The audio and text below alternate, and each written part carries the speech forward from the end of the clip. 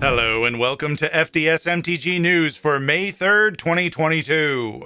Alta Fox Capital Management and Hasbro are at it again. For those unaware, Alta Fox Capital Management is an activist investor group, because apparently that is a thing now, that owns 2.5% in Hasbro stock. While that may not sound like a lot, it is. At the time of recording, it is around $311 million worth of Hasbro stock. Back in February, Alta Fox started a campaign called Free the Wizards with a snazzy website, freethewizards.com. The campaign seemed to have a few goals. The first, getting their 5 nominees voted onto the Hasbro board of directors. The second is to use this newfound influence on the Hasbro board to end the brand blueprint strategy implemented by the former CEO Brian Stoddard that Alta Fox thinks is a complete failure. The third, and the real reason we are talking about this again today, is that they want to spin Wizards of the Coast off into its own company. If you want to learn more, check out my previous news videos on the topic where I go into more details. Links are below. But we got some juicy new updates to this whole fiasco, and boy, things are heating up. Well, we were all living it up in the Streets of New Capenna this past week. On April 25th, Hasbro sent out a letter to its shareholders picking apart Alta Fox's argument and urging the shareholders to vote against Alta Fox Capital Management's board nominees. The annual meeting, to be held virtually on June 8th, 2022, is where shareholders will be able to vote on nominees proposed by Alta Fox and Hasbro. If you hold any shares in Hasbro as of close of the market back on April 12th, you do have a vote in this little drama we are all witnessing. While the letter is over 3,800 words of corporate jargon and business speak, it basically boils down to Alta Fox is dumb and don't know what they are saying, and we are smart and do know what we are saying. They did use bold font a lot in the letter, and if you don't feel like slogging through 3,800 plus words of a business-themed diss track, you can read the boldy bits and get the general idea. Hasbro even went so far as to pick apart each Alta Fox board member nominee one by one and explain why they are not qualified. John Finkel got off fairly easy compared to other nominees. As the letter states, apparently Finkel has absolutely no experience in leadership roles at corporate companies. He is first and foremost a gamer and fan, and does not have experience in driving growth and strategic value at digital gaming companies, smartly allocating capital, or delivering returns for shareholders. We welcome his passion for our products, but passion for a couple of product lines does not qualify him to sit on our board. And to be fair, reading his blurb that was previously on freethewizards.com leaves a little to be desired when it comes to a resume of a board member for a multi-billion-dollar company. It states he is currently a managing partner and co-chief investment officer at Landscape Capital Management, LLC, which basically could mean anything from being the guy that runs the place to the guy who fills the dead-end middle management spot that pays really well but doesn't have much impact on the company. And this position is usually filled by the college buddy that the founder of the company used to smoke weed with. Then it states prior to that, he played various games professionally. That's it. Again, nothing against Finkel. I'm sure he is a wonderful guy, and I'm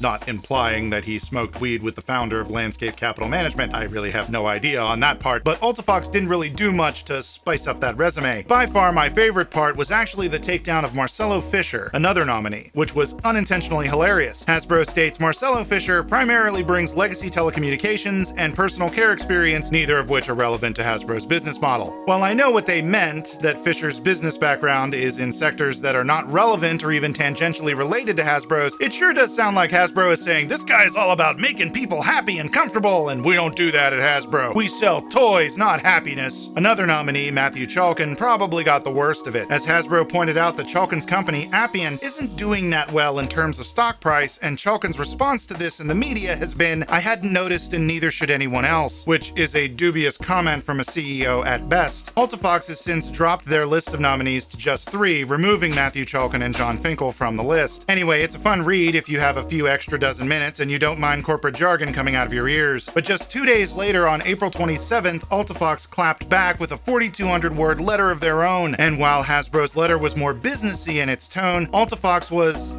less polite, tossing out phrases like appalling level of arrogance. Apparently offended by Hasbro's takedown of their nominees, Alta Fox decided to do a takedown of their own. In a twist I definitely didn't see coming, they specifically take down Alan Hassenfeld, former CEO, current chairman of Hasbro's board, and grandson of one of the founders of Hassenfeld Brothers, the company we know now as Hasbro. According to Alta Fox, he had no experience when he took over as CEO around 30 years ago, and when Mattel offered to merge with Hasbro in 1996 and Hasbro refused, it was bad because it only took into account the Hassenfeld family interests and nothing else. There is no way that maybe it wasn't a good deal, or maybe Hassenfeld and the board at the time liked running a company and didn't want to stop doing that. Or maybe one of the reasons Hasbro turned down the offer was because of antitrust concerns, and at the time the Justice Department was already investigating large toy companies like Mattel and Hasbro for exclusionary practices between manufacturers and retailers. Basically, Hasbro didn't want to give the man any more reason to stick around with investigators. The letter strangely doesn't mention any of that. It also omits that just after Hasbro turned down Mattel's offer, Hassenfeld oversaw the acquisition of the remainder of my childhood, including Galoob, Avalon Hill, and Wizards of the Coast. I don't have a dog in this race, but I have to say Alta Fox's arguments are not great. I don't necessarily mean they are wrong. The problem is, they are nuanced. Hasbro is spouting off statistics like Wizards hit their growth target 2 years ahead of schedule, and Magic the Gathering alone grew 150% in the last year. Fairly easy to grasp stats. Alta Fox, on the other hand, is over here talking about Hasbro underperforming compared to Mattel by 340% during the 1990s. What the hell does that have to do with anything happening now? I realize Hassenfeld is the current chairman of the board and still has sway, but bringing up statistics that are almost as old as Magic the Gathering itself isn't going to play as strongly as Hasbro's arguably impressive current statistics, especially considering the current CEO is Chris Cox, who oversaw Wizards' explosive growth in recent years and has only been in the position of CEO of Hasbro for a few months. It seems a catchy call to action and a nice website design can only get you so far. But again, we'll just have to wait and see. Warhammer 40k deck boxes leaked! Yes, it is true. Ultra Pro's deck boxes that are ostensibly going to be released alongside the Universes Beyond Commander decks have been leaked, sort of. Star City Games reported on April 27th that the listing showed up on Miniature Market's website, and a similar listing can be seen on Ultra Pro's website. No artwork or any relevant details have been revealed at this point, so this is a non-story, right? Well, not really. It means that we probably will be hearing more about this secret layer sooner rather than later, so that's something. Streets of New Capenna has finally been released, and with it, Wizards dropped a soundtrack and the official cinematic. Links in the description down below if you are interested. How are you enjoying the set? I'm liking it a lot, but one thing I'm really enjoying is this bundle box, which is giving me serious Batman the Animated Series vibes. I hope Bruce Timm is getting royalties. Finally, happy birthday, FDS. It's been over a year since I started posting videos, and I couldn't be happier with where the channel is now. I just wanted to take a moment and thank everyone for supporting the channel by watching, commenting, sharing, and liking these goofy videos I make. Thank you. All right, let's wrap it up before I get all weepy. Like, subscribe, and click on things. I just love you guys. I do. I just don't know how much it means to me. Probably not gonna use that playmat again. Hello and welcome to FDS MTG News for May 3rd. Back in February, Alta Fox started Hasbro even decided to pick apart Alta Fox's board member nominee.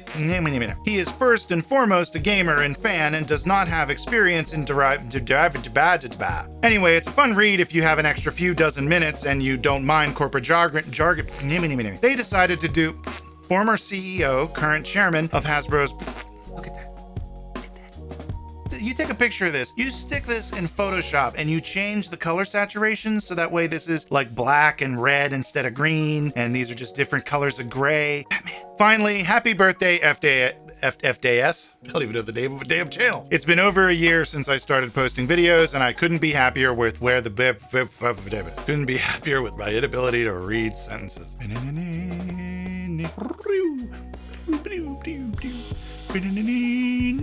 And a similar listing can be found on a similar listing. Fairly easy to grasp stats.